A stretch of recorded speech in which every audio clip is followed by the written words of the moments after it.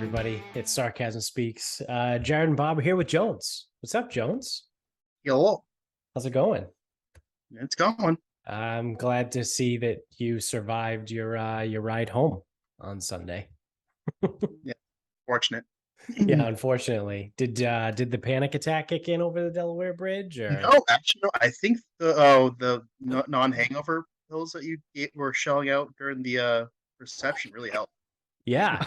Hey, so I can attest they didn't do a fucking goddamn thing. I forgot about those. Yeah, I knew you forgot wanted to do that as your final thought because you were bitching about them as you were taking them. You were like, I have to take them so that way I can rag on them. No, that's not gonna be my final thought. I forgot we took those because that was Oh before. no. I meant that was going to be your final thought on Sunday. Like Oh, you had yeah. said it on Saturday. This will be my final Oh. thought tomorrow. Oh yeah, no, I totally forgot because that was even before we started drinking. I forgot you had those. Yeah. I was so fucking hungover still.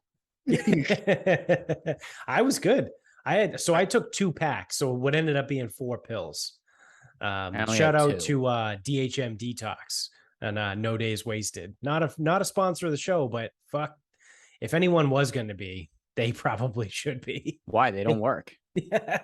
They worked for me. Apparently, they work for Jones. I can't tell if they worked or it was just the combination of that and sleeping for 12 hours. Because as soon as we got back to the hotel, I was dead. See, you guys got out early because I remembered you leaving, and I don't remember all of the night. So, because that's what I found with the bachelor part, all the bachelor parties this year. Mhm. The big thing for me is if I go to bed, say before like 11, like if we get started early in the day and it's just like I've had enough. Yeah. I generally wake up feeling good enough. Right. Now, I don't know what time we left on Saturday. I have no clue. But when I woke up at 8, I did not feel good. Yeah. I think we make it. Was it midnight? I don't even know. I was going to say, I think it was right around midnight. Yeah. And so, because when we were in Austin, I was out the first night till 1 a.m. and I didn't get off the couch the next day until 2 p.m. Right.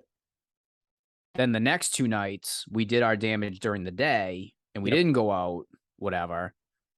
And I was fine both next days. Yeah. Nashville, we were home very early the first night. Yep. Somewhat early the second night. Somewhat. Yeah. Oh, no. We got home late, but we were at the steakhouse. We didn't get after it too hard. Hard enough, but. Right. And then even Saratoga, none of the nights were like super, super late for me. Right. And yeah, for me. Yeah. So I think for now, what it comes down to for me is what time do I go to bed is going to sort of determine how hungover I really get. Yeah. Isn't that wild that we can drink now from like 11 a.m. to 11 p.m., like get a solid 12 hours of drinking in. But if we go to bed by 11, like we're pretty much good the next day. But if we don't start drinking until 6 p.m., 5 or 6 p.m., and go until 3 a.m., no, I'll be dead. That's what? 3 hours less? That's only 8 hours of drinking. And you're absolutely fucking crippled the next day. Yeah. It's wild that like you can drink for longer if you just do it during the day and go to bed at a reasonable time, right? Call it before midnight. You know what I mean? Like you can start drinking at 8 a.m., but as long as you're asleep before midnight, like typically you'll be good. And this is just speaking for us out here. Yeah. Typically, like we will be good the next day. But we could go be sober all day. Like I said, start at 6 o'clock, drink until 3 a.m., and then I can't fucking move the next day. Yep. No, I can't do it anymore. It's wild. Even because the other thing too is like if you don't finish till 3, even 8 hours of sleep is 11 a.m. Right. But if you go to bed at 11 and you kind of like maybe roll out at 8. Yeah. That's still early, but that's 9 hours. So now it's 2 hours more sleep too. Right. So I don't know. That's what I've found. So fuck your pills. They don't work. As I told you before. For now, until they're a sponsor. When they're a sponsor, they'll be the greatest things in the world. These combined with sleep. So what you're telling me is New Orleans is going to be a bang up time. So the last time I was in New Orleans, the way New Orleans kind of went is periodically we would check our phones to see what time it was because we had no idea. And every time that we looked at our phone to see what time it was at least 4 hours earlier than we thought. Oh, it's like RoboTrip. Yeah, but we were just, it's just like, I don't know if it's like the frequency at which like drinks are available to you or the quantities that you drink or like when you bounce from this place to that place to this place to that place. And it's like, I don't know if it makes it seem like time goes by faster, but we were all convinced that we got back to the hotel at like 2 a.m. on the first night. We were like, oh, we were out like all night. Chris checked his phone and he spoke with Christine at 10:45 and didn't remember it. We were back at the hotel and basically asleep before 11. And we thought it was 2 a.m. 2 a.m. Yeah. So that's another thing about New Orleans is it'll be a bit of a sprint for us. Yeah. It's going to be it's going to go hard and fast because we're going to be up early and put away wet. Least. Yeah, it's ridden hard and put away wet. Yeah.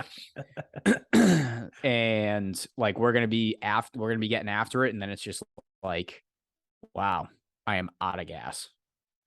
So here's the thing, Tom, that's coming with us, who went to Tulane. I'm not sure if you were there for the conversation, Jared, but he went to Tulane and he doesn't have an off switch, and he goes hard all the time. So he's just going to be like feeding us drinks.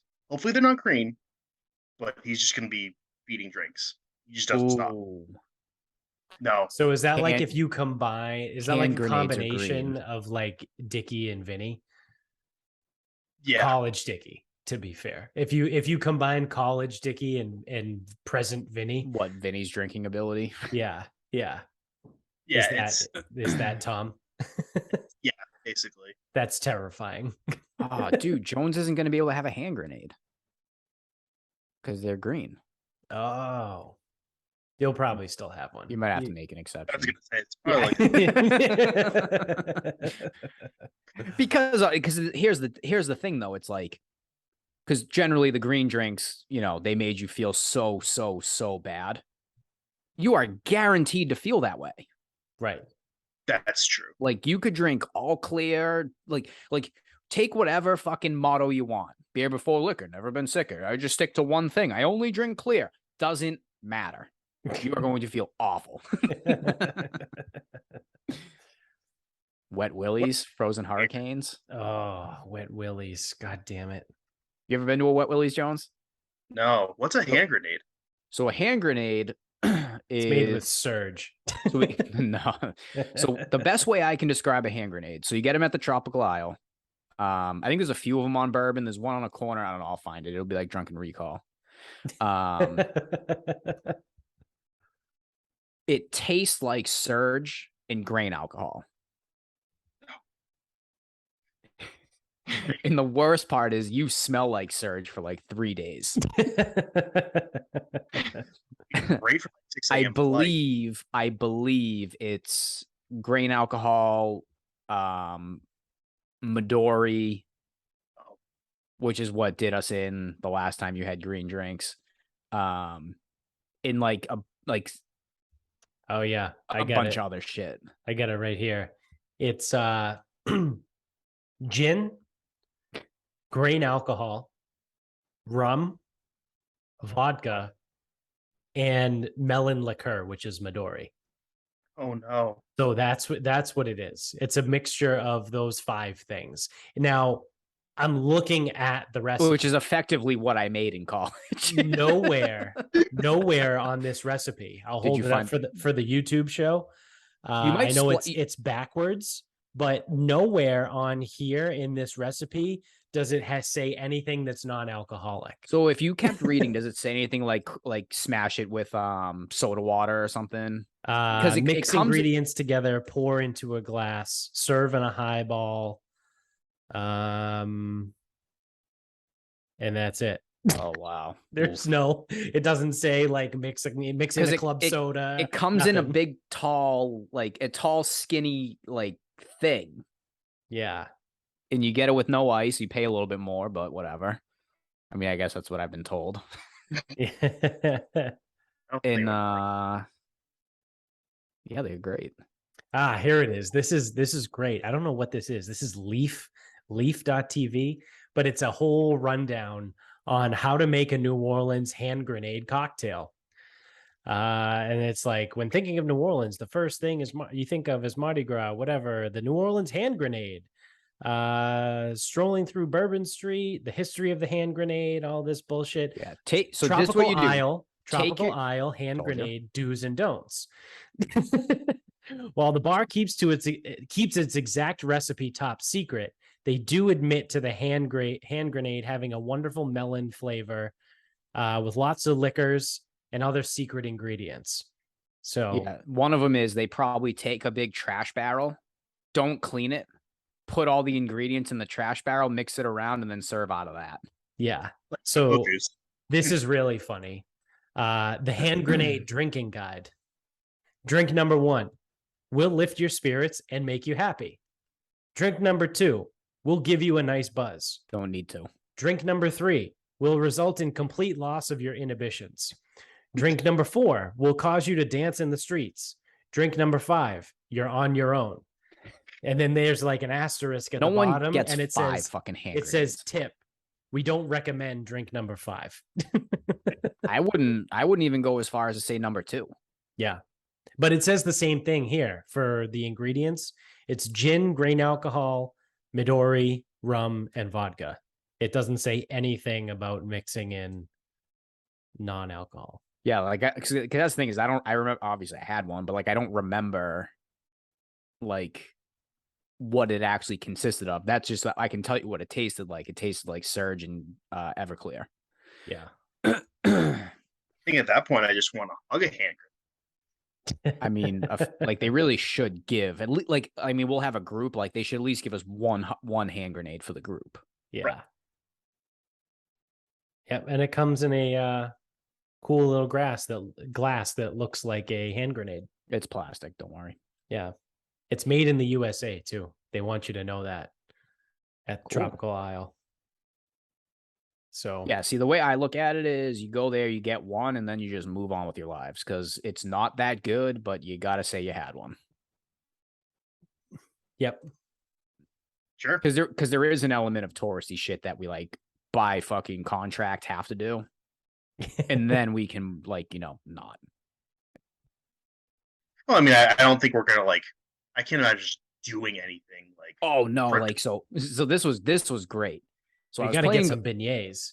Yeah, I do. I actually didn't get them the last time I was there. So I actually like want to. Yeah. I was too hungover to go. Big surprise. That's weird. Yeah. But no one went. I think we were all too hungover.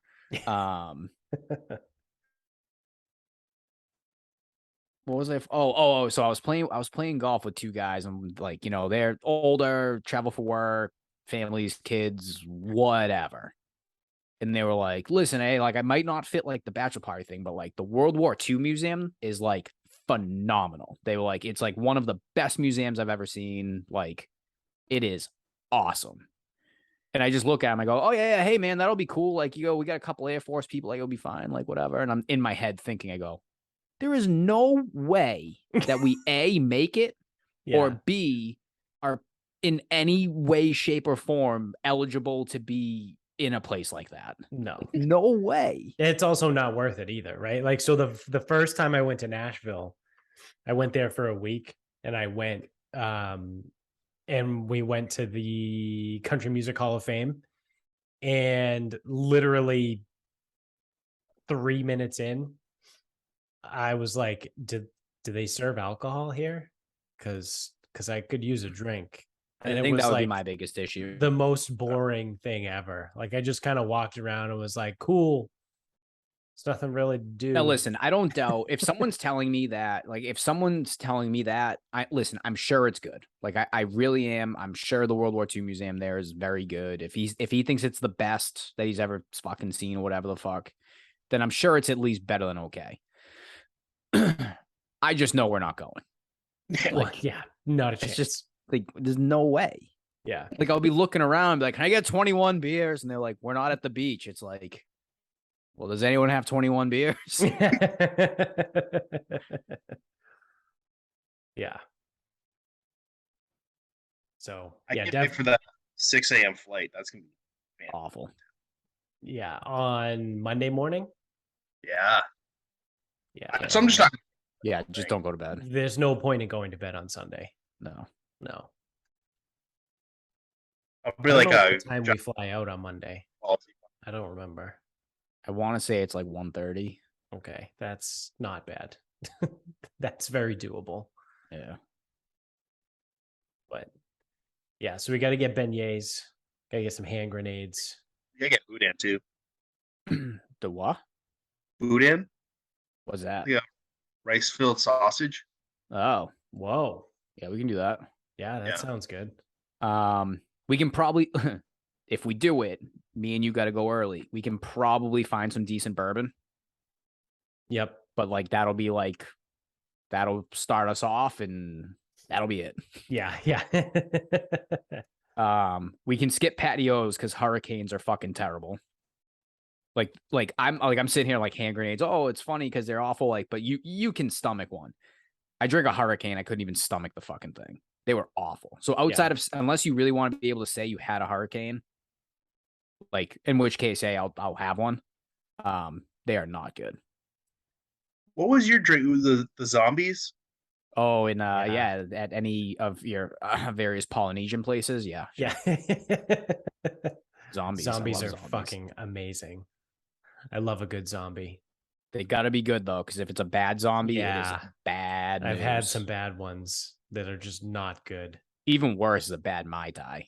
Yeah, because Mai Tais aren't as good as zombies anyway. And if it's bad, it's like, wow. Yeah.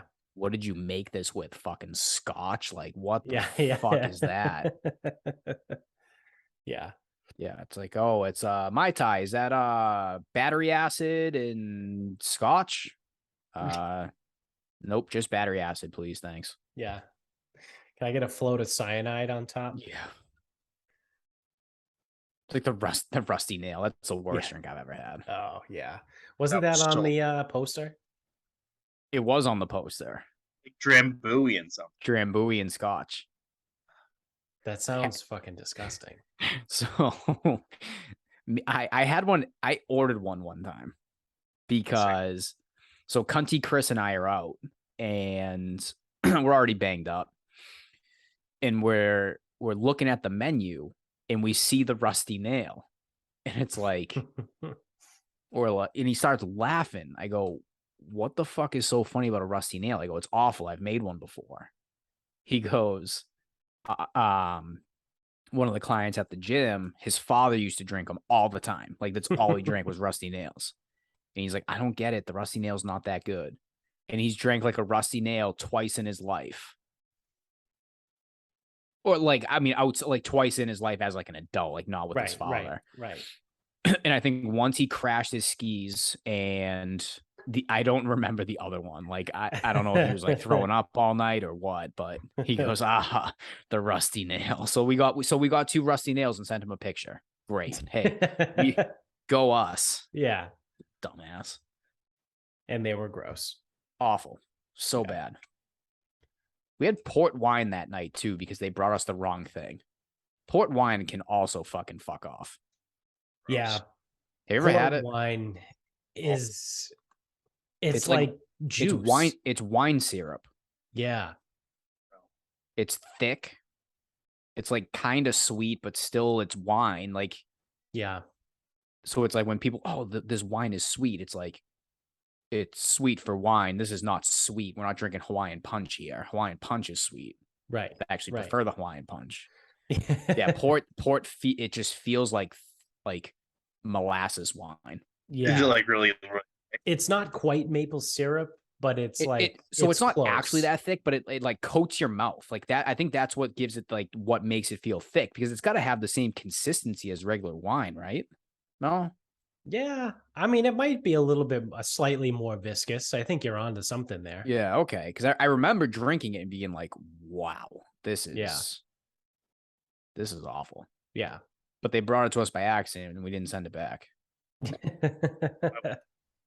It is like super sweet. It's almost like you know what it reminds me more of is like if they had fermented a jam instead of grapes. You know what I mean? Like obviously, wine is fucking fermented grapes, but like if you made like a jelly, like a grape jelly, and you just let that ferment, like that's what port wine tastes like. Yeah, it's unfortunate.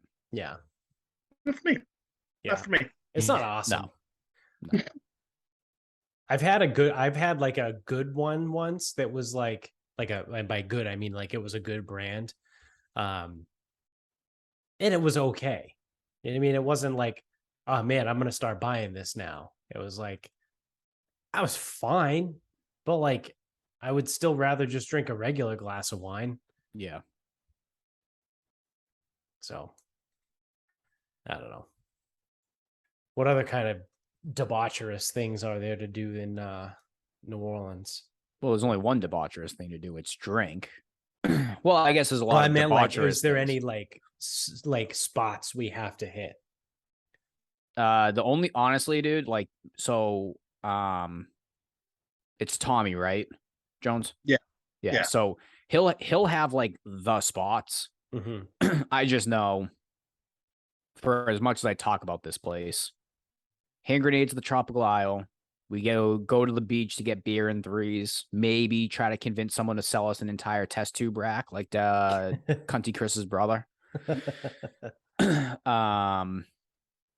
might have been a Sigs Inside place too, because they have like an open area. I don't remember if that. I can't confirm or deny that. Because if it was, we definitely weren't supposed to, but no one stopped us either. It's one of those places. Yeah. Again, he bought the entire rack of test tube shots. So yeah. Again, so like the Hurricane, the drink down there, that's patios. So those are like your tourist trap spots that you probably got to check off. And then anyone local to there will be like, no, you guys are idiots. And it's like, we're doing it. Okay. Like, for anyone that feels real adventurous, because I will not tolerate such a thing, you can go get the milk punch at the Bourbon House. Yeah. Derek came over with not our Derek, Cunty Chris's brother Derek. He came over with 4 one time. I go, what's that? He goes, oh, it's like a milk punch or something. He goes, I don't know. The bartender said it's like a special drink. I go, I'm lactose intolerant. He goes, fuck. So then I think, and because we were waiting for a table, he got those. He goes, you want something else? I feel bad. I go, dude, I'm good. Like I'm barely holding myself up right now. It was after the Pats game. Oh yeah.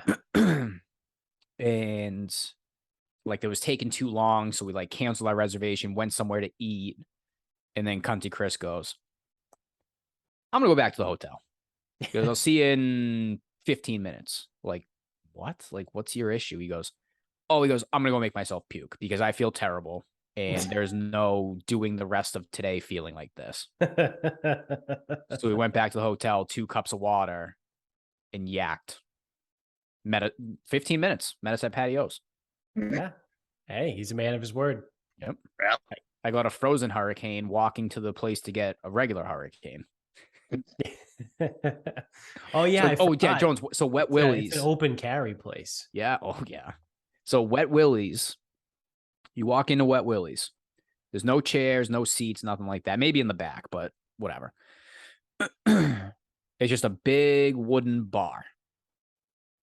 And then behind this bar is almost like the movie theater, like slushy, like spinning around.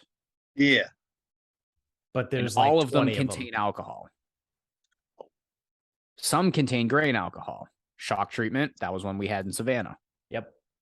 And absolutely fucking it's like all types of lambasted. stuff. Like it's like a frozen hurricane, frozen pina colada, frozen whatever. Yeah, shock treatment was like blue raspberry grain alcohol. So yeah, it's all frozen drinks.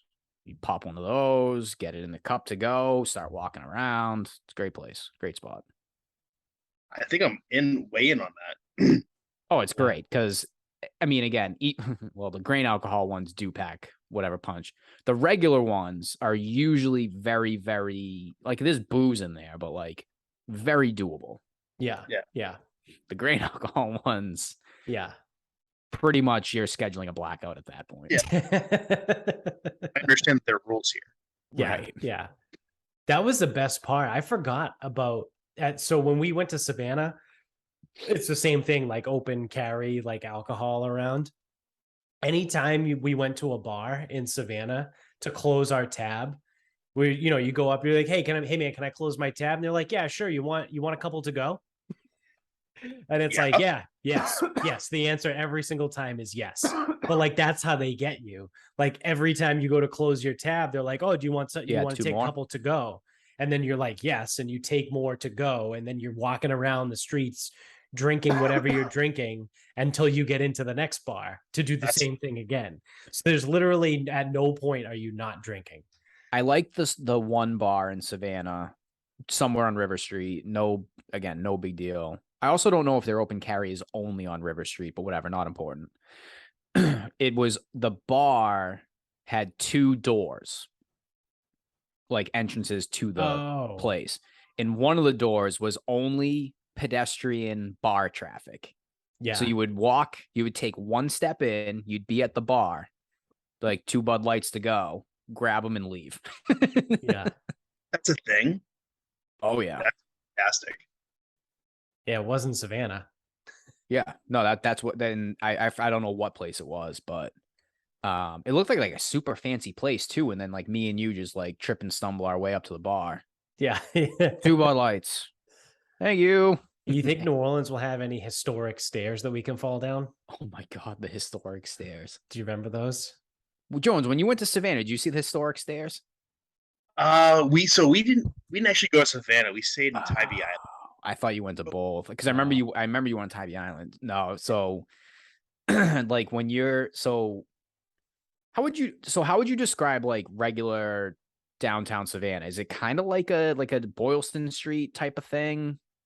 Yeah, it's like cobblestone. Old... No, up. So, not River Street.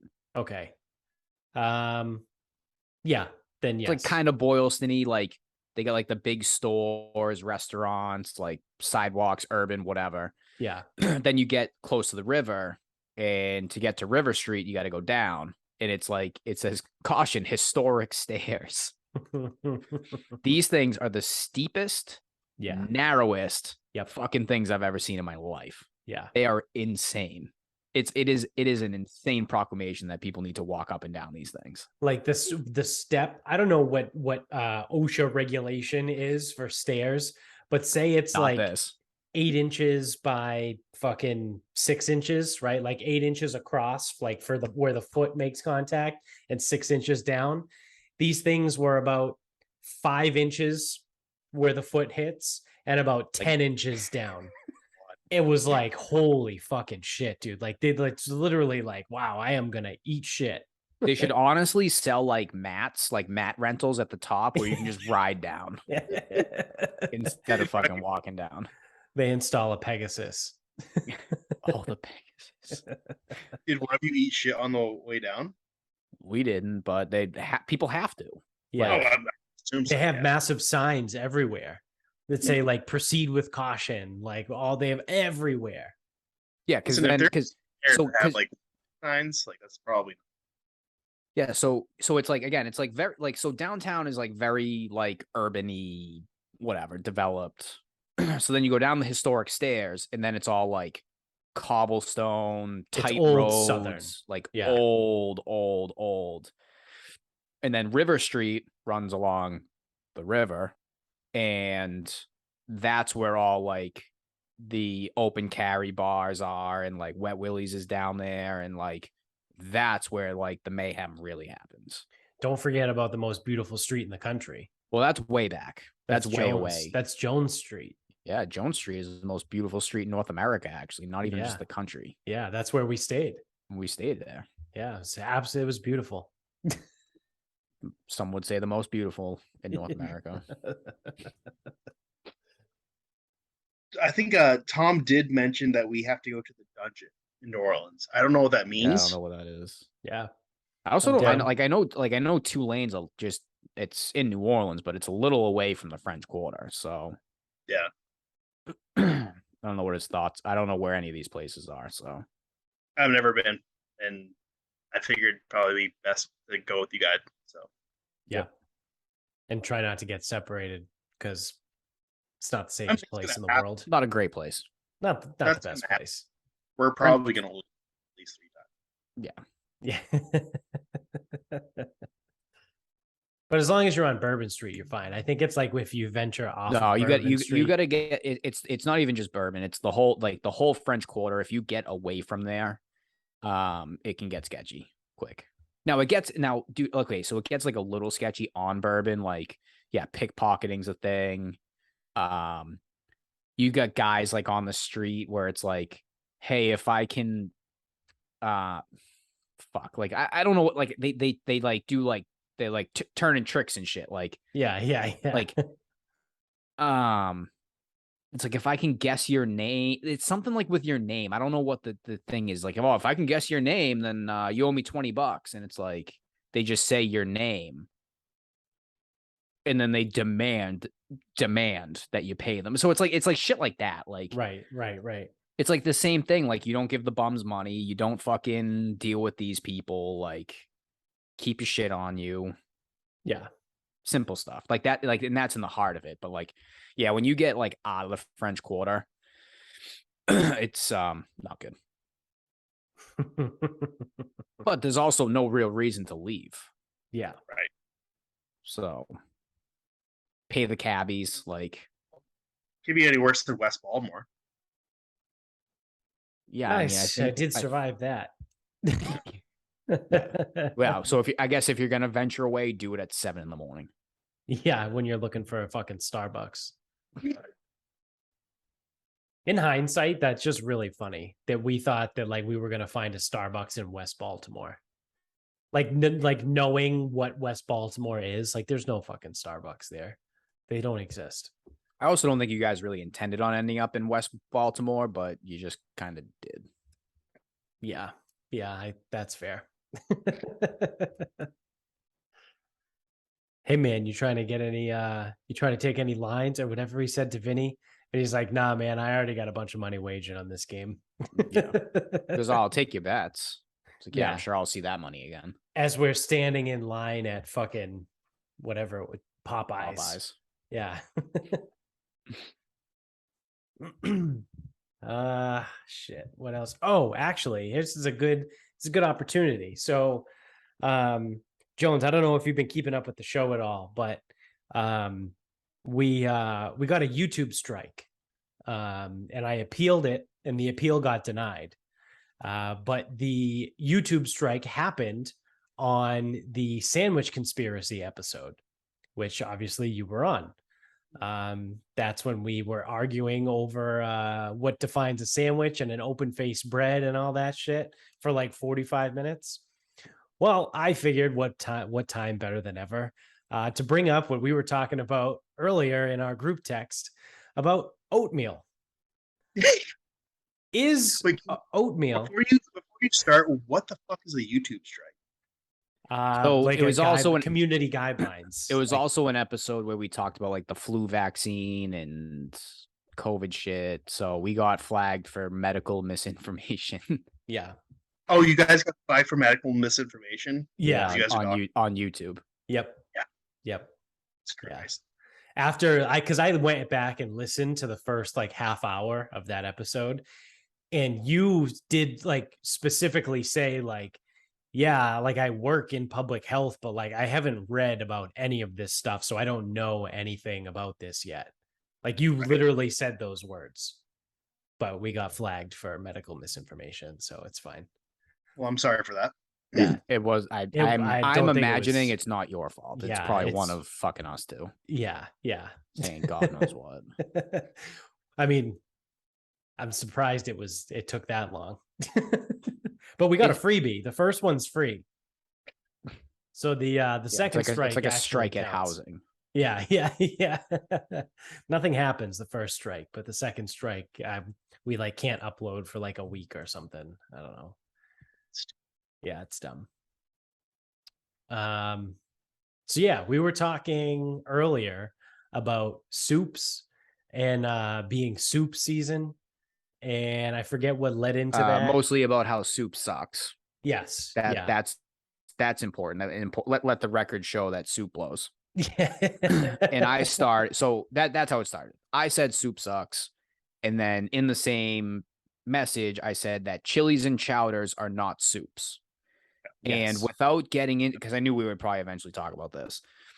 So without getting into the details, the reason why chilies and chowders, in my opinion, don't suck, or I'm sorry, aren't soups, is because they don't suck. Now, to give you an actual reason, I look at both of those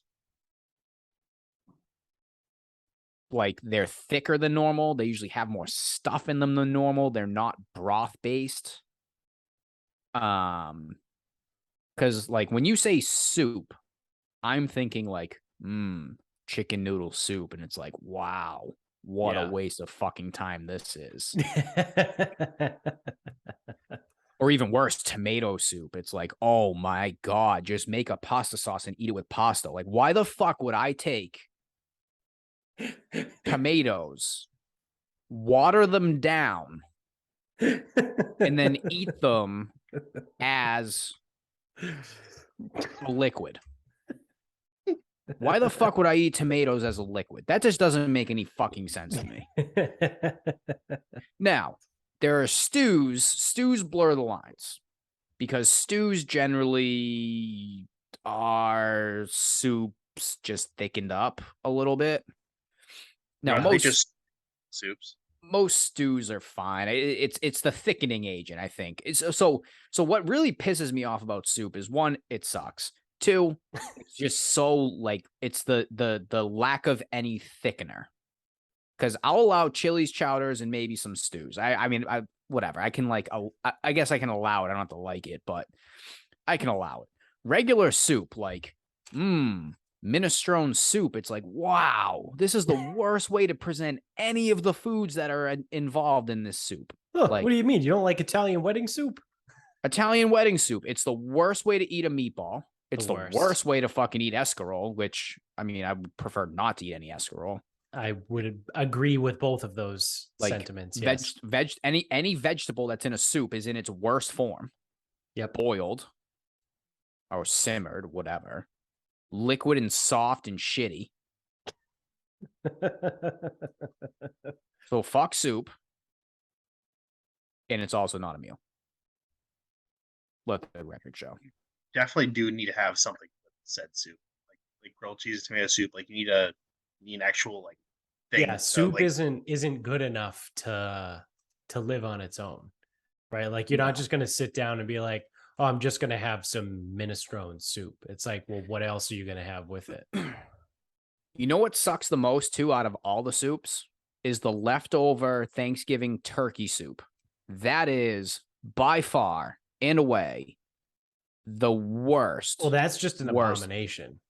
Because you take... Because not turkey only do you sucks. take... So you're taking something that sucks to begin with, right? You're finding a shittier way to present it. Yes. Turkey already fucking blows. Turkey is already the worst goddamn thing in the world. And now you're making it worse. You're making it shittier. Yeah. So you can take turkey and if you're going to do a plate of Thanksgiving dinner with turkey, you're taking away anything that enhances the turkey, gravy, sides, take all of that away. Yep. Put it in an inferior method of cooking with other inferiorly methodized cooked foods like, soup carrots. Wow, these are great. Or, soup celery. That's fucking gross. I think soup celery might be the most disgusting thing in the world. I don't know. Soup carrots are pretty bad. Yeah, soup carrots do suck too, but like the whole benefit to celery is like the crunchiness, and it like does not crunchy. No, it's just gross. Let's make it nice and flaccid. Like, like, oh my God, man. And I know someone's sitting there and be like, well, what about a good soup? It's like, I don't care. What about a borscht? Or gazpacho? How about, oh my God, cold soup? There we go. Cold soup. Take something that sucks and now eat it cold. Awesome. Yeah, even better. Yeah, Make you know it that even tomato. worse. Yeah. Remember those like liquid tomatoes that you were eating? Yeah. Why don't you just throw that in the fridge? Yeah. It's insane to me. It's a fucking insane. Soup is an insane thing to me. The one thing I have to push back on you though, Bobby, is you said oatmeal is a solid. It is 1,000,000,000% not a solid. I mean, I didn't give that any real thought, but let's do this. It's not a soup because if your oatmeal meets the definition in consistency and quality of soup, you made it wrong. Then it is made wrong. And oh my God, why would you eat that? Well, Jared, didn't you say like in a really early episode that oatmeal is soup? Like a very one of like the first episodes you ever had? I mean, I could have. I've said a lot of shit. I hope I fucking kick back on that. I think it sounds like something I would not allow to happen. Yeah, I mean, so I think it depends. Here we go again here, arguing definitions. But I think it depends on your definition of a soup. Is it that a soup is a liquid base that has solids suspended in it? Because in that case, you might make the argument that oatmeal could be a soup. I have the definition. Soup is defined as a liquid dish typically made by boiling meat, fish, or vegetables, etc., in a stock of water. Liquid dish. That's the key word. Right. So it's a liquid dish. Liquid dish. Yeah. So then oatmeal, what is oatmeal then? I mean, is porridge a category? Is porridge a soup? I don't even know what porridge really is. I think it's more liquid than oatmeal. I think porridge is what happens when you fuck up making the oatmeal. When you put too much water in the oatmeal, that's what porridge is. Because I was gonna say, so we have to find a new category because is an oat a grain? Is that technically a grain? Yes. All right. So grits would also be in a similar vein of oatmeal. Yeah. So I guess that's a really good point. So grits and oatmeal are probably like a lot more alike than anything else. As would risotto in a way, because if we think about how do you prepare oatmeal? Well, it's very simple. Hot water, oats, mix it around, whatever. Mm-hmm. Grits, don't know how to make them. Unfortunately, I'm from Massachusetts. We don't learn how to make grits. But like if you take a risotto, it's like you add a little bit of water, let it absorb, add a little bit of water, let it absorb. Like it's a very, very actual similar cooking method. But that's rice, which is a grain. But it's a grain. That's fair, yeah. So we have this sort of like grain issue because these are not liquid dishes. Right. Which makes them not soups, but they're also not stews, chowders, chilies, none of that. Yeah. So they might unfortunately just be grain dishes, and that's the way to cook them. Which is a really underwhelming conclusion to come to. I'm reading the definition of porridge, and it sounds like it's soup. Yeah, to be perfectly fair, I have no idea what a fucking porridge is. I don't think I've ever had such a thing. It's a food made by heating or boiling ground crush or chopped starchy plants, typically grain, in milk or water. So I mean that has a lot of the buzzwords that soup has. Yeah, so it sounds like shitty oatmeal. Yeah. Sounds like botched oatmeal. Yeah. It's that when you put too much water in the oatmeal, and you're like, fuck, I gotta add some peanut butter to this, thicken it up. Yeah. How long do I have to reduce this for? Yeah. But yeah, there's no way oatmeal is a fucking soup. No way. Yeah. And I mean, so I would do that on purpose sometimes. Like you put too much water in because I wanted to put peanut butter in my oatmeal. well, yeah, because the ending consistency's got to be correct. Right. If you have regular, perfectly made oatmeal and then you put peanut butter in there, holy shit, it's like fucking mortar. Like you can hold fucking bricks together with that shit. I would prefer to eat oatmeal as glue as opposed to porridge. Oh yeah. So like if it has 100%. To be botched one way or the other. Yeah. Yeah. Give me the mortar. Yeah. Yeah. Well, whatever's left in the bowl, I'll use to fix the hole in my wall. I would say so I can mud and tape the fucking drywall. Yeah. It's a 2-for-1. Porridge, you're not doing any. There's no household use for that. No. It's just trash. But even then, it just like makes a mess in your trash because it's fucking liquid. Yeah, that's true too. I hate that shit when people throw out liquids in the fucking trash. What the fuck's wrong with you people? Yeah. Just dump the coffee outside like a fucking normal person. Yeah, or like what I'll do sometimes when there's like a lot of like bacon fat in the pan or something, I'll just take a bunch of paper towels and put the paper towels in the pan and let it soak up all the stuff and then throw away the paper towel. So it's like absorbed into the paper towel. It's not like free floating liquid in the fucking trash. Yeah. I'll do that, or I'll put like a bacon fat or like sausage or anything like that. I'll put it in like a plastic bag, and just like seal it off. I mean, like it fucks up your pipes if you put it down the garbage disposal. Oh yeah. And I mean, I don't have a garbage disposal, and I'm also on septic, so it cannot. That's not an option to go down my drain. Yeah. I have an HOA. I just send everything down. Fuck it, not my problem. Oh, seriously, not my problem. Yeah. One big bag. That's someone else's problem. Yeah, fuck them. Oh, so this was good. So one day, I went down there and I had trash and recycling. And again, I only do the recycling thing because it saves room in the trash barrel, whatever. Otherwise, I'd have to go every day. Did you watch out for the raccoon? I haven't seen the raccoon in a while. We got a coyote around though now. Coyotes hanging around. That's not good. Yeah, I was gonna say Michaela saw a day coyote. I'm like, that's not good. Yeah, that's not good. You shouldn't see them during the day. Yeah. But perfect. I think she just was like, hey, she said it to the board, was like, yeah, hey, so I saw a coyote today, and I think other people have seen him too. So have fun.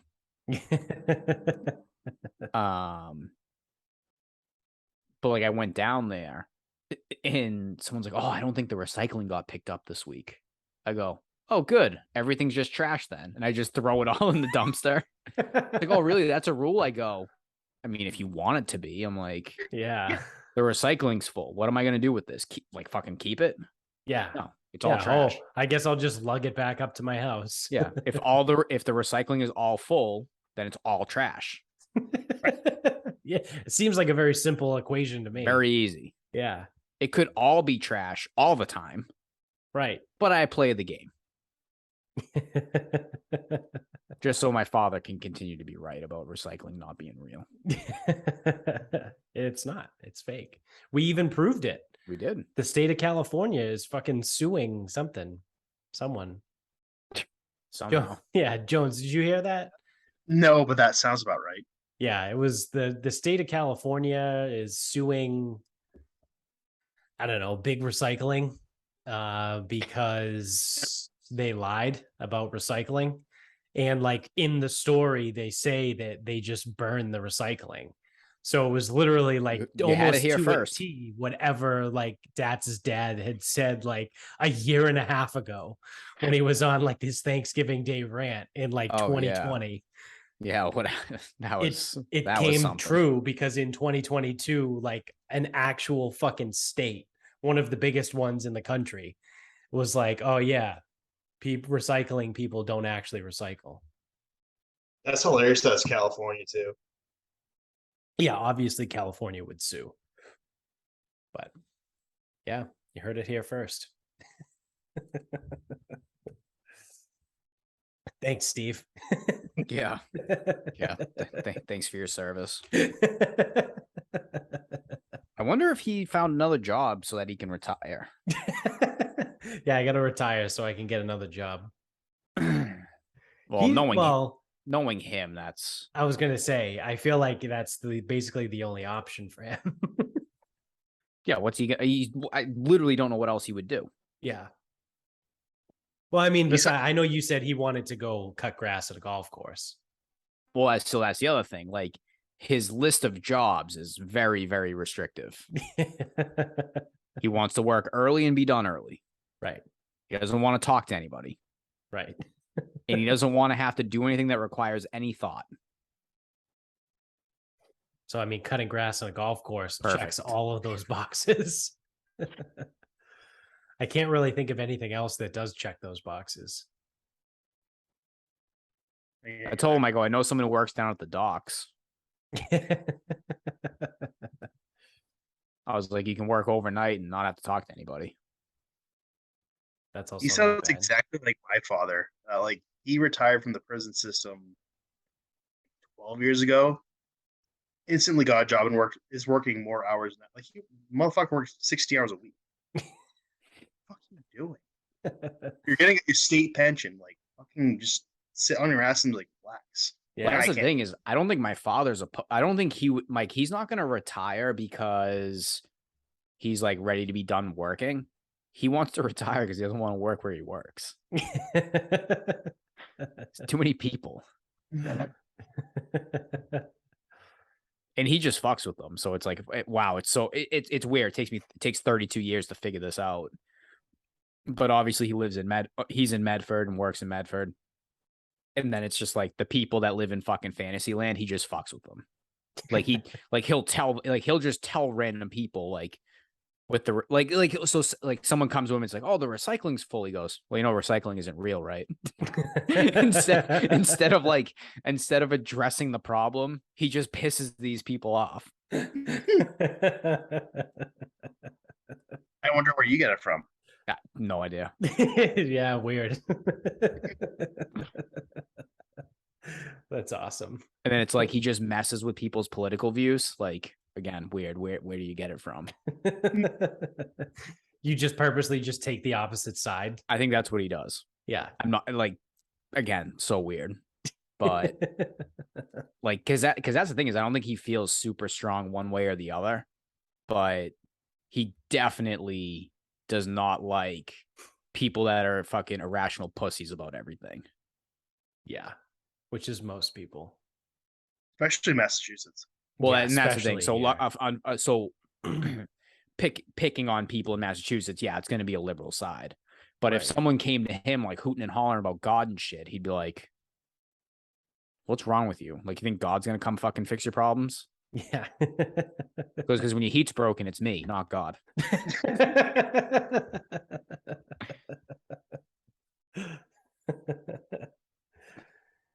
You know what's weird? What I was thinking when you had just said he wants to retire just so he doesn't have to work there anymore, is that I feel like our parents' generation is like the last generation of people that stays at a job forever that they fucking hate.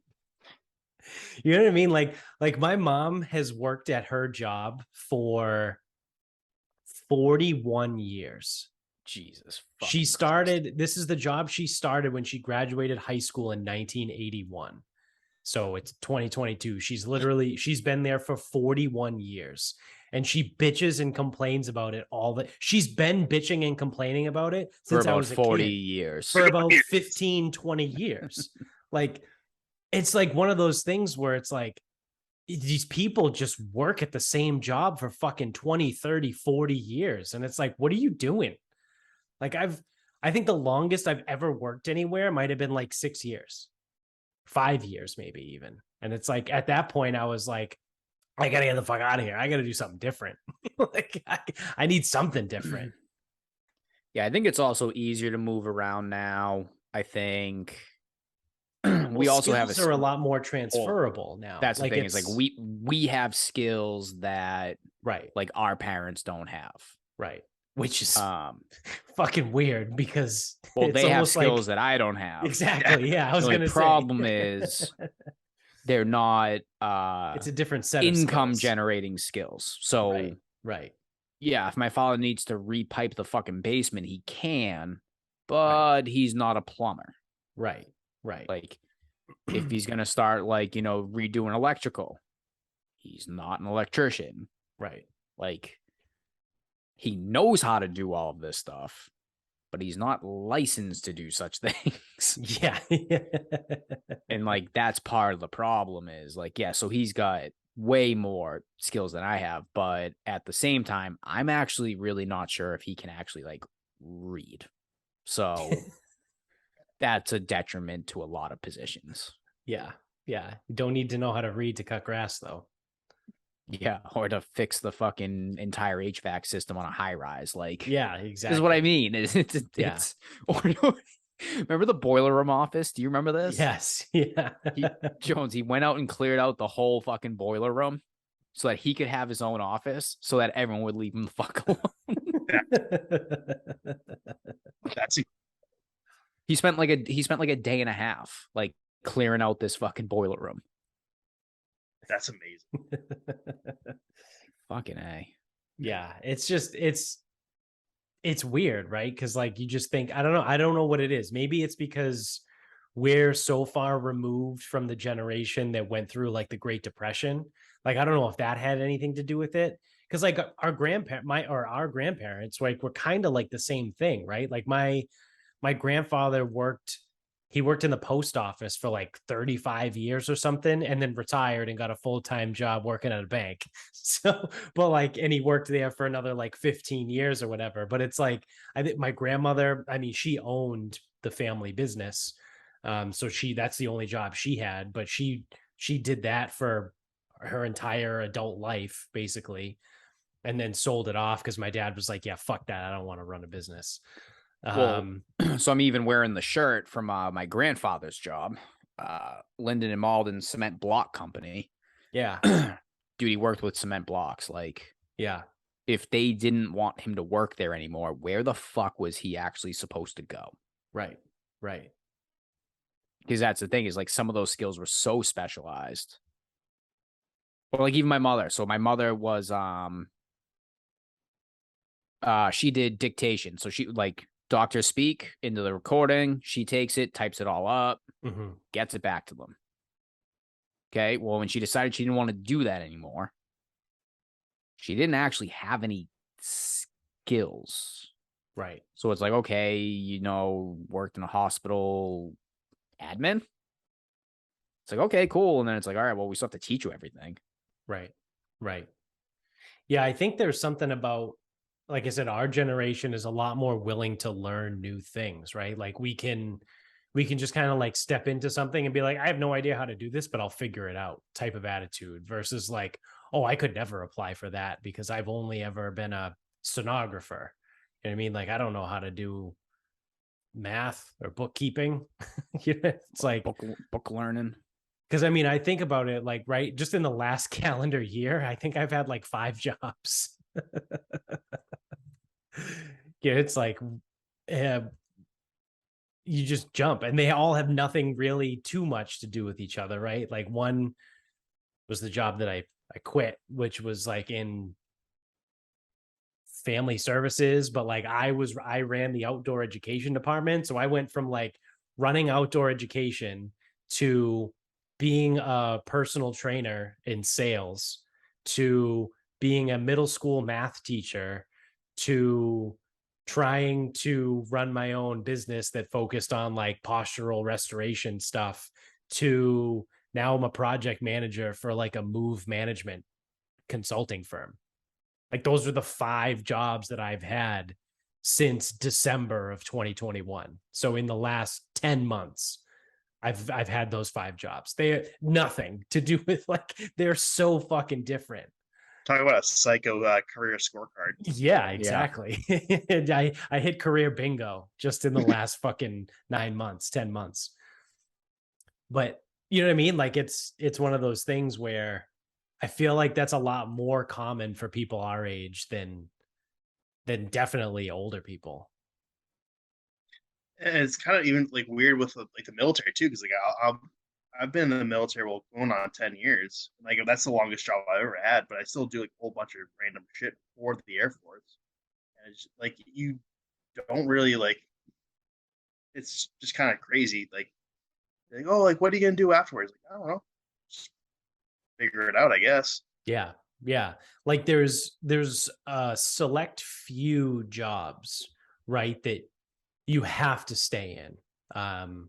Like a police officer, firefighter, I guess you could say like a mail delivery, right? Like working for the post office, like a few like government jobs, basically. Like you have to stay there for 25 years or 30 years, however long, whatever the state, mandate is. So you can hit your time served and get your pension and all that. But like outside of those, like you basically just kind of fucking pick up and go and do something totally fucking different. I mean, like I almost worked at DraftKings. Like I tried to apply to work at DraftKings. Like, you know what I mean? Like I had interviews at all these other random places. And like, it was just, it's weird, right? Because we're just like, fuck it, I'll do whatever. Just keep the paychecks rolling. Yeah, exactly. That's basically what it was. I mean, I was definitely a little bit more desperate in the wintertime when I was like applying to fucking be a general manager of a U-Haul. That certainly wasn't like, my shining hour. But it was What's wrong with the fucking GM of a U-Haul? There is nothing, but it's like one of those things. Next time you need to move, try doing it without a U-Haul. Yeah. And then try doing it without a place that doesn't have a general manager and see how much you like that experience. But sorry, U-Haul managers, I got you. Yeah, you're friends of the show. We get your back. So, yeah, I don't know. It was just a random thought that I had that popped into my head. All because you said your dad wanted to retire because he doesn't want to work there anymore. Yeah. And I thought, like, if you really hate your job that fucking bad, like, why continue to work there? Like, literally just quit and go find a different job. Maybe not in that order. Like, maybe find a different job and then quit. Yeah, I was gonna say there's also an element though when it's like he's ready, he's at retirement. Well, I mean, I meant as but... like a general statement, right? Yeah. Like if you really fucking hate your job, like if you wake up every day and you're like, I fucking hate this job, maybe find a different one. Nope. Right? Nope. Whatever. Or not. You're supposed to be miserable. Yeah. How stoic of you. I do what I can. Well, you guys want to start wrapping this up? We can wrap this up. Jones, you got a final thought? I do. So we were talking the other day, and I feel like we just have to name things now.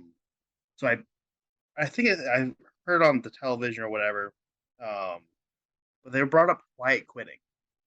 Wow. Like, the fuck is this? So I went on the Googler and said, what is quiet quitting? Great segue, by the way. Yeah. Apparently, quiet quitting is, under any definition, quiet quitting means remaining in one's workplace while not actively going above and beyond. And apparently, the concept of quiet quitting is resonating because the pandemic has been a time of reflection as people reassess their priorities and consider their fragile nature of humanity. Not going above and beyond, isn't that just work? Or complacency? Yeah. Or like life. Well, it's my first word that I thought of was, so we created a new word for complacent. So these employees are complacent. No, they are quiet quitting. That's different. Yeah. Doesn't sound different. Sounds complacent. Yeah. No, they're quietly quitting. Oh, they're not working here anymore. Oh no, they'll continue to work here. But they're just going to do the bare minimum. So let's get this right out there. It's 15 pieces of flair. Like, now Brian has 36 pieces of flair. You want to express yourself, don't you? No, but it sounds like, and again, I don't know where it's coming from, but it sounds like shitty management. Like, if you're a manager and you can see that your employees are quietly quitting, I don't fucking know. Have a meeting with them, have a fucking performance review, have something. Right. Maybe wait for it. Manage your fucking people, maybe. Weird. Kind of sounds like management might be quietly quitting on the fucking employees. Like, that's the laziest fucking thing ever. It's like, oh, the employees are just, they're getting complacent. They don't want to work. They don't want to go above and beyond. No, they're quietly quitting. Okay. One, why should they? Right. Oh, well, I want them to. Okay. That's not a reason. Right. So what opportunities for growth do they have? What opportunities to make more money do they have? Do they fucking like what they're doing? You're just giving them shitty projects. Like, why the fuck is this happening if this is the case? Oh, it's the pandemic. No, it's fucking not. Yeah. It absolutely is not. I mean, I feel like going around for way before the pandemic, like people just kind of like skated by forever. Yes. Yeah. Forever. Literally. There have always been people who are complacent. They will always just do what is required. Great. I will do that and nothing more. Right. 40 hours a week. Yep. I will be walking out of there at 4:59 on Friday. Not a minute more. Like, that's always the thing. Like, even if someone like someone who's the fucking the porter at Stop and Shop. Like, oh, what do you do? Sweep the floors, grab the trash. It's like, oh, do you ever think about like maybe seeing if you could rent a buffer and like, maybe make the floors a little bit more tacky, a little more shiny? Nope. I will sweep the floors and I will get the trash. Oh, and if there's a breakage, I guess I can clean that up if I'm not on lunch. Like that, like that's it. That's everything. Yeah. So if we're talking like bullshit, then fuck off. And if we're talking real jobs and managers are seeing this, then fucking do something about it. Yeah. Right. Like you would think if management is, noticing this, and like you said, if this is the diagnosis of the office or whatever, you want to call it, why not do something about it?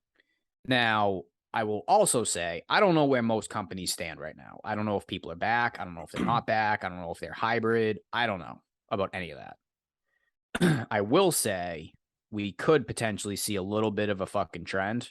Those that maybe aren't going above and beyond. And maybe they only come in 2 days a week. And of their 2 days, every other week, something comes up and they got to stay remote.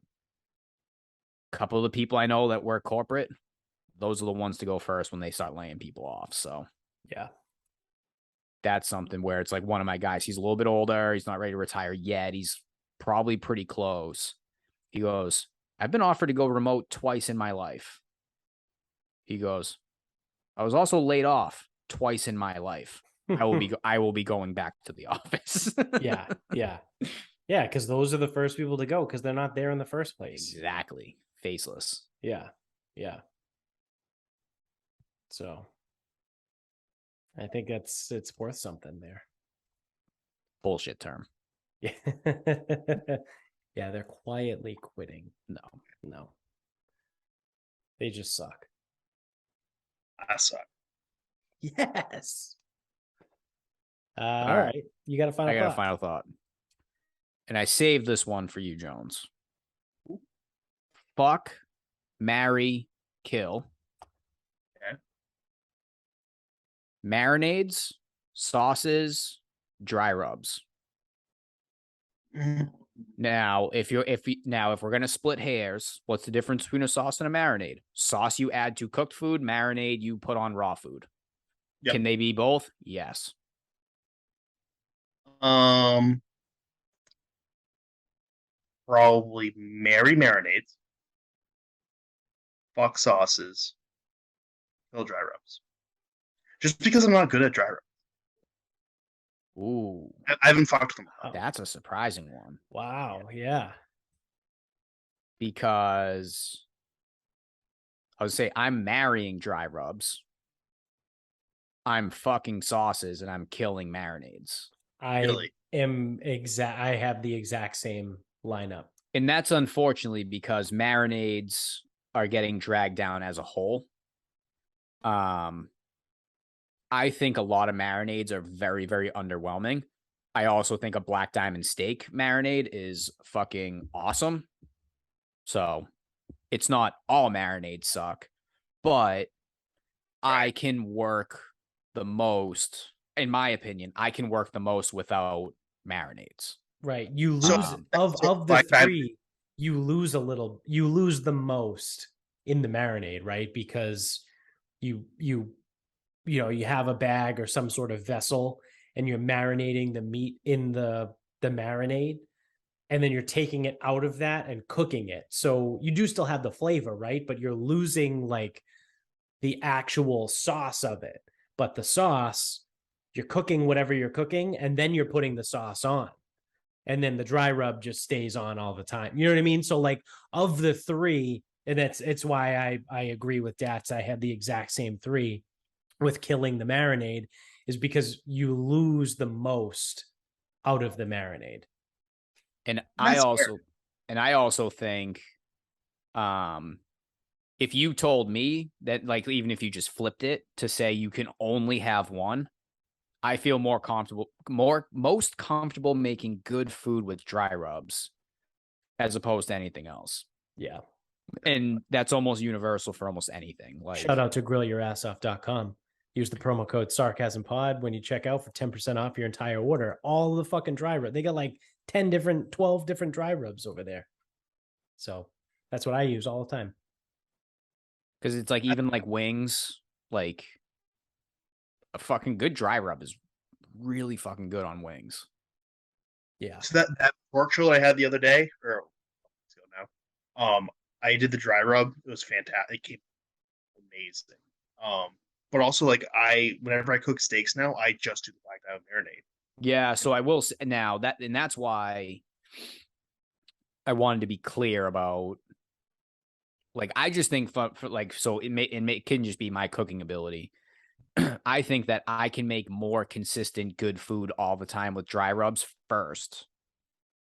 And then if I've married dry rubs, that means I can dry rub and sauce because I'm just fucking with the sauces. Like, so if there was, and I really look at, obviously, the kill, which one could you go without completely? And for me, it's marinades. And that being said, like, if you want to give me black diamond steak tips, those are fucking unbelievable. Like, those are so fucking good. So good. Oh, it's absurd. But if I was never able to use another marinade again, that's a fine casualty. Like, the black diamond marinade is like such a godsend. I remember when I was like, there was a meat market that just sold them in like tubs, and like me and my father would just get like a vat of black diamond steak tips and just grill. So good. Yeah. They were, so we had to I had to find out like a recipe online, and I just found something I kind of tinkered with it. What is it? Soy, brown sugar, Worcestershire. It's so you close. Soy, balsamic, Worcestershire, garlic, onion, salt, pepper paste. Yeah, all right, that makes sense. It's so good. Yeah. I'm gonna have to get steak. I gotta get steak tips now. I might get some tomorrow. I kind of want some black diamond steak tips now. Can I do black diamond pork tips? Oh, I don't think that's crazy. It's not. I just right now I struggle to find steak tips. Yeah, that's it. You should break down a sirloin steak. Yeah, steaks are in a weird spot right now for the places I go to right now. Obviously, Costco has quantities that I just simply don't need. I don't have enough people to feed. Market Basket's been iffy on steaks, specifically. Like, beef is fine, but steaks have been just not great. And then the Stop and Shop near me, they are just so hit or miss. It's a very small store. It is so hit or miss near me. Do they like? So usually, what do you get for like if you were to get like a steak? How big of a steak? So I usually just get anywhere from like 0.8 to a pound, and that's usually for like me and Michaela. Yeah. Okay. So I get like for one sitting. Oh, so we get 2 pounds, and I'll just break those down in tips, and we'll just save the rest. We'll usually go through a pound. Now, I guess I could also, it probably wouldn't be on the idea of tips, but what I could do, well, see, now we're thinking Black Diamond burn ends. Ooh. Cut up a chuck roast into chunks. Get that in the marinade. Yeah. Cook it low and slow, whatever, and then either make a side marinade. Yeah, you got to make a side marinade because that shit, you don't want to put just a bag of used marinade back in the fridge. It'll fucking whatever. Yeah, then you have side marinade that you might have to actually put on the stovetop and thicken up and like turn that into a sauce. And that's what you make the burnt ends in. That could be something. Yeah, that sounds fucking delicious. What do I have going on this weekend? That that little project. That's one of your finer ideas. Dude, I've had some great burn end ideas. I just don't execute them. I'm like, can I really eat burn ends every weekend? Well, I could, but I mean, anything's better than hot dog burn ends. Hot dog burn ends. That fucking, you want to talk about abomination. Every time I see them on Instagram, I send them to them now. Yeah. What? Hot dog burn ends. So like, dude, people like smoke hot dogs, grill hot dogs, whatever, cut them up, put them in a tray, add barbecue sauce, brown sugar, honey, butter, whatever, and then literally make burn ends out of hot dogs. It's fucking awful. Yeah. It's the worst thing ever. Yeah, the sausages that you used to have for like a Super Bowl party. Yeah, except hot dogs are like ridiculously inferior to kielbasa. Well, yeah.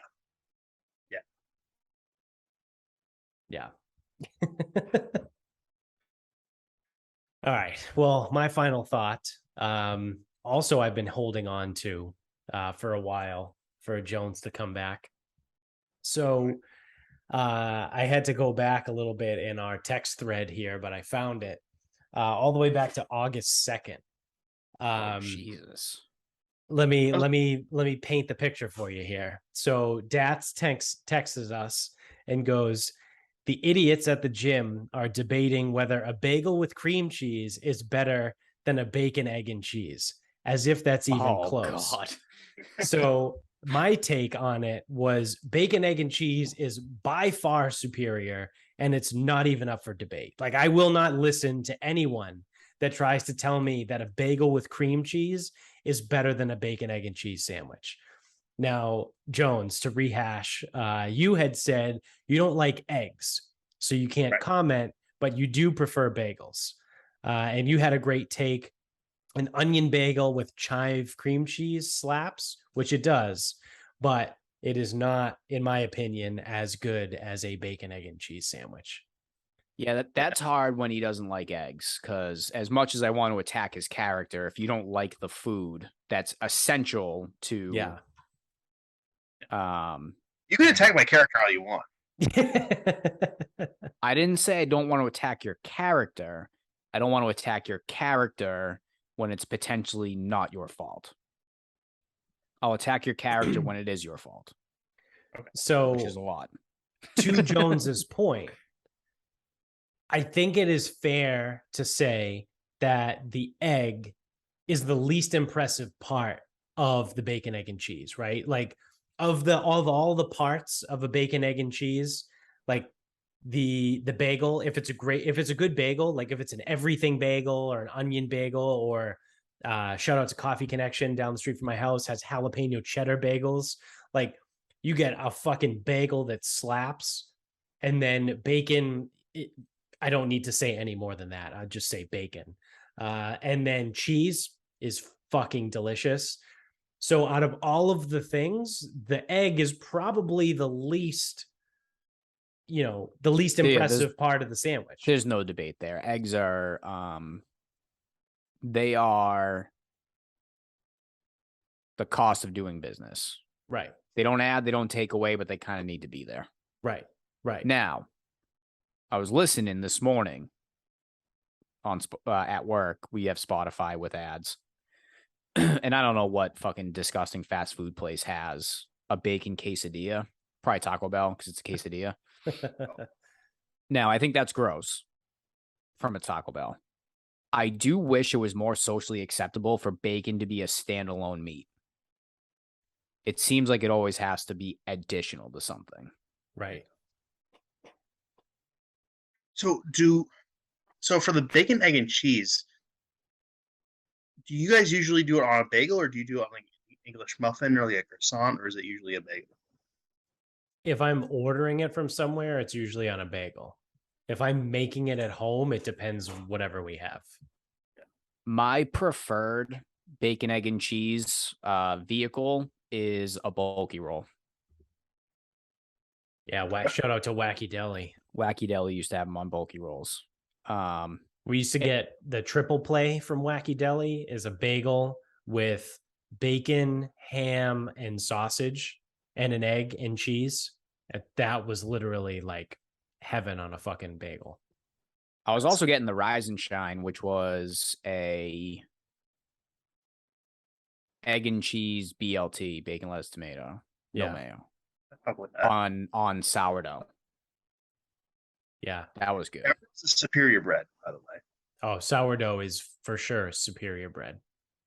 Yeah, I mean, is there any others that even, like, in terms of sliced bread, are there any even like in competition here? Brioche is pretty good. Yeah, but brioche is like a French toast. Yeah. Outside of that, though, or like an eating bread, like just eating. It doesn't matter. You know what I mean? It's like sourdough, brioche, and then everything else can just fuck right off. Challah bread is pretty good. It's almost like when you say it. It's almost like croissant bread. Yeah. And I think that. Yeah, I wouldn't make a sandwich with any of those. I would just sourdough. Yeah. Yeah. That's all you can really do is sandwich or sourdough. The thing that pissed me off about eggs too is like everyone's like, to be artisanal, they have to put a fried egg on everything. Like you don't need to put eggs on fucking burgers. You don't need to put them on like fucking. No, I think an egg adds nothing to a burger. Yeah. It actually only detracts and makes more of a mess. An egg yolk is fucking awful. Like, yes, if it leaks out and like ends up on your face, it's fucking, it gets stuck in my beard all the might as well time. Be paint. And then it's like, if it gets on your hand, it's like, how the fuck did this get so sticky so fast? Yeah. Yep. Yeah. I just don't see the need for it. Like, it's completely unnecessary. No, it doesn't add. It might detract. And to be fair, I love bacon, egg, and cheeses, and I like breakfast. Eggs at breakfast is fine. But yeah, I mean, I'm not going to sit here and be like, wow, you know what I'm really in the mood for? Eggs. It's like, no, I'm in the mood for breakfast and I know eggs are coming. Like, yeah. They're just there. They're coming. Like, they're coming. I know they're coming and it's fine. And whatever, I'll smash an egg, mix it around with some corned beef hash, whatever. Good, go. Right. Done. Right. But I'm never sitting there like, man, craving eggs. So then just to top off that, put a bow on that conversation that we had before, Dats, you had said one of the smart ones went to Wacky Deli and got a peanut butter and jelly. Yeah, so she's smart in the sense of has a like, she missed a perfect SAT score by 1 point or one question. I'm not sure which one. And she's attending Northeastern like right now. So like when I say she's one of the smart ones, that's why she's one of the smart ones. So she said that. She goes, oh, I got a peanut butter and jelly from there. I look her dead in the eyes. I go, what the fuck is wrong with you? Yeah, I think my response was, what the fuck? Make that shit at home. Now, the reason she got it at Wacky Deli was she didn't want to go home to make one. So I guess the line of logic is fine. Yeah, I guess. But like, if you're going to go to Wacky Deli, don't get a fucking peanut butter and jelly. That's what I mean. It's a fucking massively missed opportunity to get something actually good. Yeah.